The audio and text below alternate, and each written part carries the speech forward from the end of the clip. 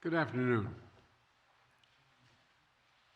How silently the wondrous gift is given.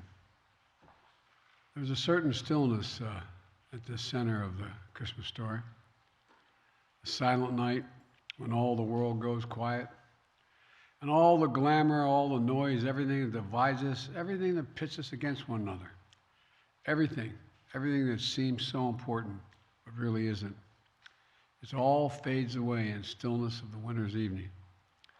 And we look to the sky, to a lone star, shining brighter than all the rest, guiding us to the birth of a child Christians believe to be the Son of God. Miraculously now, here among us on earth, bringing hope, love, and peace and joy to the world. Yes, it's a story that's 2,000 years old, but it's still very much alive today. Just look into the eyes of a child on Christmas morning, or listen to the laughter of a family together this holiday season after years of being apart. Just feel the hope rising in your chest as you sing, "Hark the Herald Angels Sing," even though you've sung the countless times before. Yes, even after 2,000 years, Christmas still has the power to lift us up, to bring us together, to change lives, to change the world.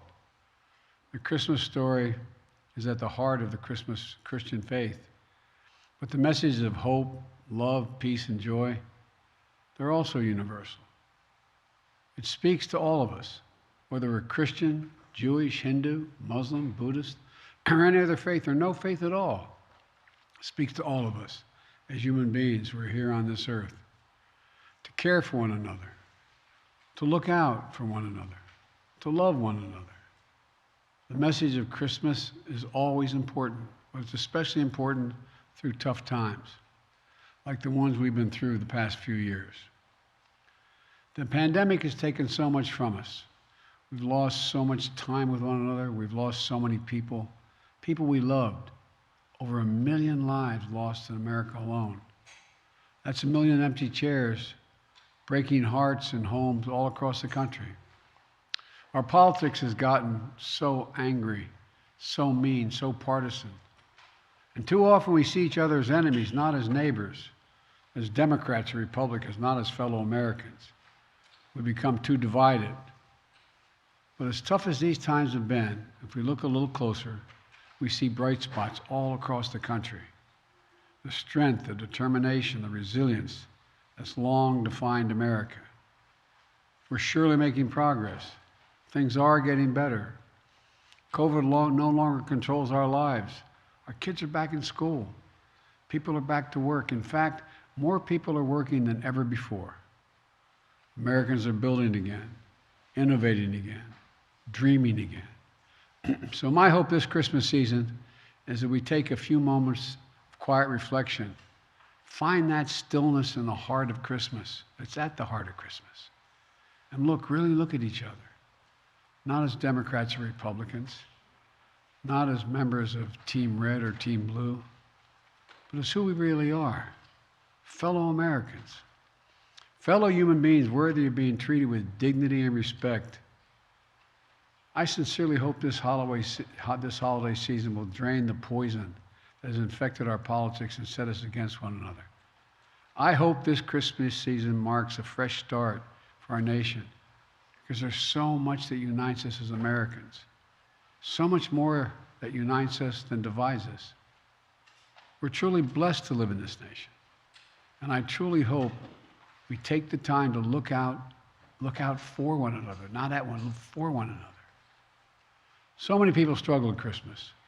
It can be a time of great pain and terrible loneliness. I know, like many of you know, it was 50 years ago this week that I lost my first wife, my infant daughter, in a car accident. My 2 sons were badly injured when they were out shopping for a Christmas tree. I know how hard this time of year can be. But here's what I learned long ago.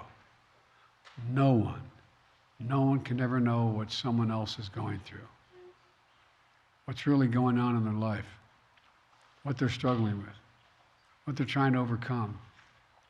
That's why sometimes the smallest act of kindness can mean so much. A simple smile, a hug, an unexpected phone call, a quiet cup of coffee. Simple acts of kindness that can lift a spirit, provide comfort, and perhaps, maybe even save a life. So this Christmas, let's spread a little kindness. This Christmas, let's be that helping hand, that strong shoulder, that friendly voice, when no one else seems to care for those who are struggling, in trouble, in need. It just might be the best gift you can ever give. Let's be sure to remember the brave women and men in uniform who defend and protect our nation. Many of them are away from their families at this time of year. Let's keep them in our prayers. You know, I believe Christmas is a season of hope. And throughout the life of this country, it's been during the weeks of December, even in the midst of some of our toughest days, that some of the best chapters of our story have been written. It was during these weeks, back in 1862, that President Lincoln prepared the Emancipation Proclamation, which he issued on New Year's Day. At Christmas, 1941, in the weeks after Pearl Harbor, Franklin Delano Roosevelt hosted Winston Churchill in this White House. Together, they planned the Allied strategy to defeat fascism and autocracy.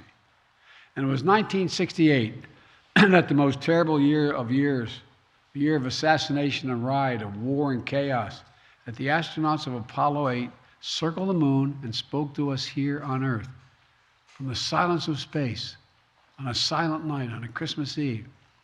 They read the story of Christmas creation from the King James Bible. When in the beginning, God created heaven and earth, and God said, "Let there be light," and there was light. That light's still with us, illuminating the way forward as Americans and as citizens of the world. A light that burned in the beginning and at Bethlehem. A light that shines still today in our own time, our own lives. As we sing, "O Holy Night," His law is love and His gospel is peace. May I wish you and for our nation, now and always, is that we'll live in the light of liberty and hope, of love and generosity, of kindness and compassion, of dignity and decency. So from the Biden family, we wish you and your family peace, joy, health, and happiness.